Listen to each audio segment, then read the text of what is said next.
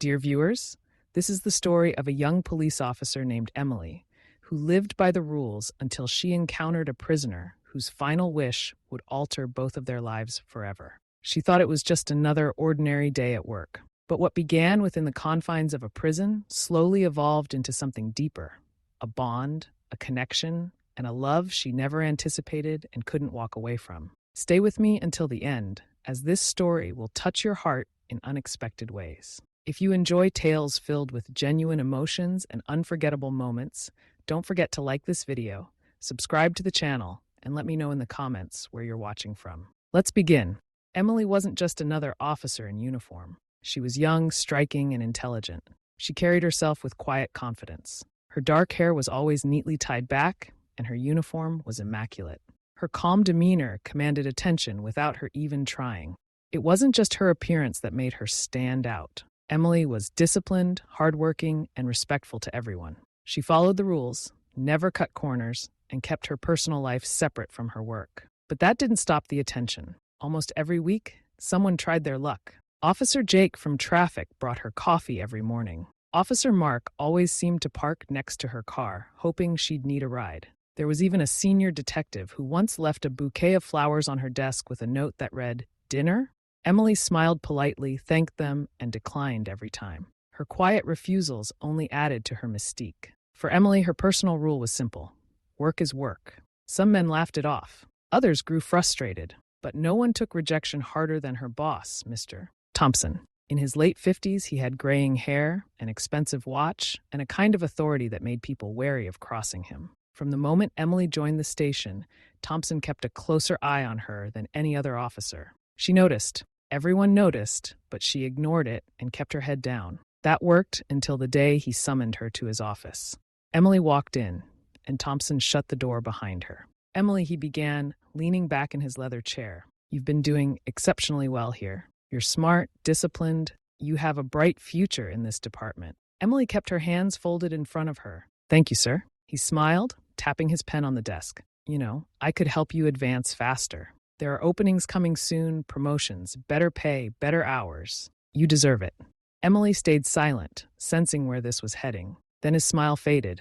"Emily, I like you more than just as an officer. I want us to be close. You and I could make things better for each other."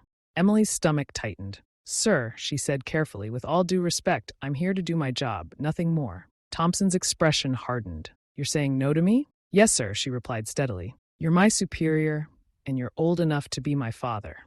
The air shifted. Thompson leaned forward, lowering his voice. "You do understand there are consequences for the choices we make, right?" Emily's eyes narrowed slightly. "Sir, I haven't done anything wrong." "Wrong? No. But you're complicating things for yourself. I could make life difficult for you here. Much more difficult. In fact, I could send you somewhere you'd wish you'd thought twice about. Somewhere far worse." Emily felt a wave of unease. "Sir, please. I've worked hard here. I've respected everyone. There's no need for this." Thompson sat back, tapping the desk with his finger. "Then maybe you should think about respecting me." Emily stayed silent, her heartbeat steady, even though her mind was racing. Thompson finally waved his hand toward the door. "You can go now." Emily took a slow breath, nodded, and left. She didn't need to be told what was coming next. The following week, she received the call from HR. No meeting, no discussion, just a statement. She was being transferred to a remote penitentiary facility far from her home. The official reason was staff adjustments, but Emily knew exactly why. She didn't complain. She wouldn't give Thompson that satisfaction. She packed her things and left.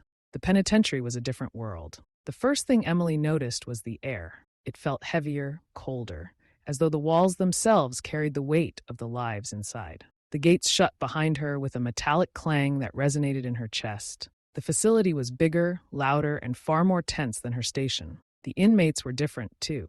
Every day she saw men with anger in their eyes. Others looked broken, as if the years had drained the life from them. A few kept their heads down, saying little. Emily adjusted quickly. She followed her training, kept her distance, and avoided unnecessary conversations.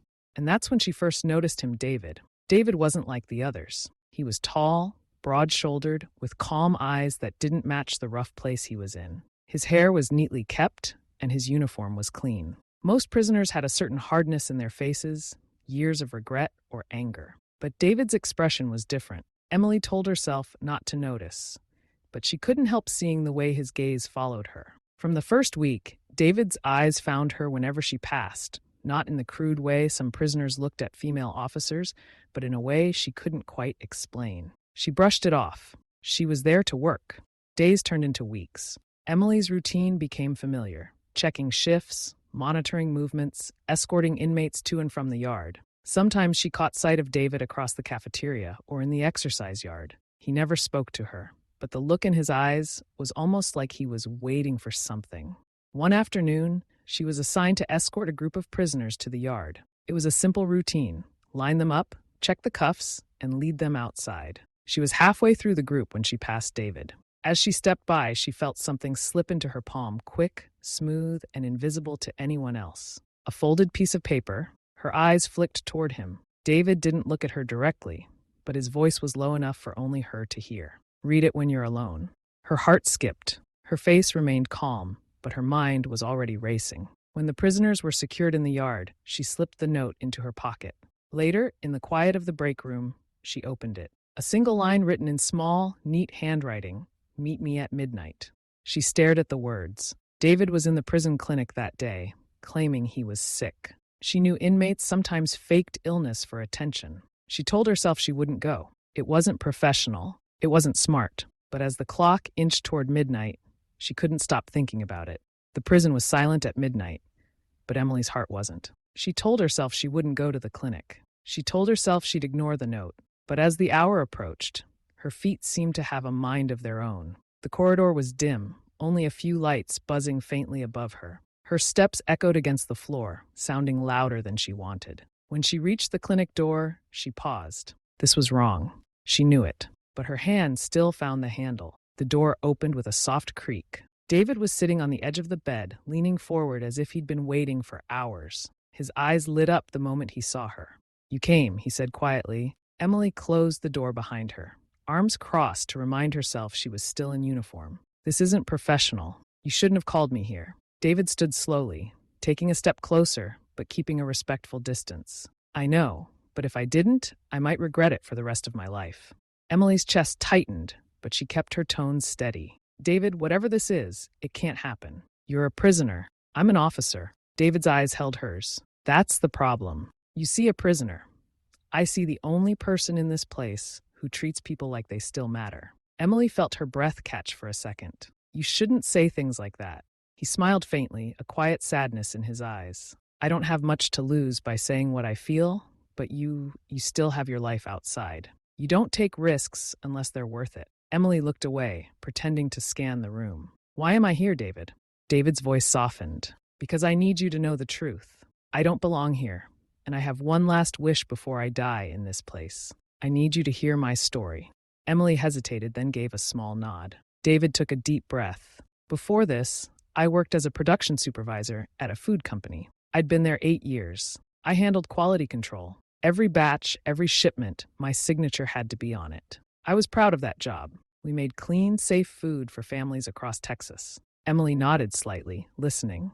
David's expression darkened. Then one day, the upper management called me into a private meeting. They said costs were too high. Competition was getting stronger. They'd found a way to cut costs, new preservatives, cheaper ingredients, but those chemicals weren't approved for human consumption. Some of them were outright toxic if used in high amounts. Emily frowned. "And they wanted you to approve it?"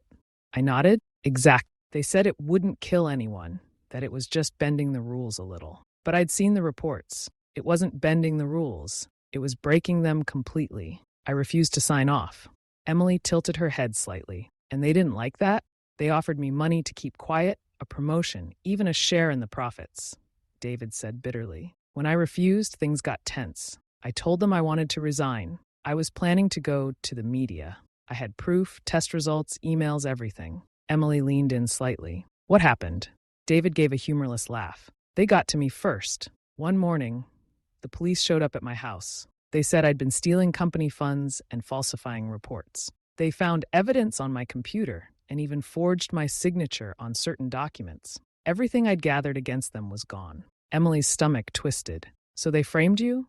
15 years without parole. That was my reward for trying to do the right thing." Emily was silent for a long moment. His story sounded too detailed, too specific to be just another inmate's lie. David looked at her, his voice steady but heavy. I'm not asking you to believe me instantly. I just have one last wish. Investigate. Look into them. If I'm lying, you'll see. But if I'm telling the truth, you'll know why I can't stop fighting, even from in here. Emily hesitated. David, this could cost me everything, my career. He stepped closer, his voice softer now. I'm not asking you to risk your career for me. I'm asking you to follow the truth. You do that every day. For a long moment, neither of them spoke. Finally, Emily exhaled slowly. I'll see what I can do. David's lips curved into a faint smile, his eyes softening. Thank you, Emily. That's all I wanted. Emily turned to leave, her heart heavier than when she walked in. She knew she had just crossed a line, and she also knew it wouldn't be the last time she'd see David. The next day, she began her quiet investigation. She started by looking into David's old company. Official reports showed nothing unusual. Everything looked clean on paper, but Emily knew how to read between the lines. She reached out to an old contact from her time in Dallas, a journalist who'd covered corporate scandals. You didn't hear this from me, but there have been whispers about that company for years. Safety violations, health complaints, but nothing ever sticks. Someone's covering their tracks. Emily dug deeper. She pulled old case files, employee testimonies, and environmental reports. Slowly, a pattern began to emerge. Hidden payments, silenced employees, missing reports. 2 months later, everything changed. The investigation blew open when a former employee came forward with proof emails, signed documents, and safety test results that had been buried. The truth was clear. David had been framed. The court moved quickly. His conviction was overturned. David was a free man. Emily was there the day he walked out of the penitentiary. He stepped into the sunlight, the same calm look on his face, but his eyes softened when they met hers. Thank you, he said simply. She nodded, keeping her expression professional. You deserve your life back. David smiled faintly. You gave it to me. For 2 days, Emily felt a quiet sense of relief. Everything had worked out. David was free. The company was under investigation. Justice had been served. Then the news came. David had been kidnapped. Emily was at home when she saw the report on TV. Her stomach dropped. She turned up the volume, but the details were scarce, just that he'd been taken by unknown men. Her phone buzzed with messages from her colleagues. None of them had answers. Emily paced her living room, her mind racing. That's when she saw it, a note sitting on her kitchen table. Her hands trembled slightly as she picked it up. The handwriting was neat, but the message was cold. If you want to see David again, come to Austin alone. Call this number when you arrive. Emily's pulse quickened. Austin alone. No backup? She sat down, the note still in her hand, her thoughts spinning. This wasn't over. Not even close. Dear viewers, Emily thought freeing David would be the end of their story, but it was only the beginning. Part 2 will take their bond to a place neither of them expected. And trust me, you'll want to see what happens next between them. If you're ready for Part 2, type Part 2 in the comments and tell me where you're watching from. And don't forget to like this video and subscribe so you don't miss the next chapter of their story.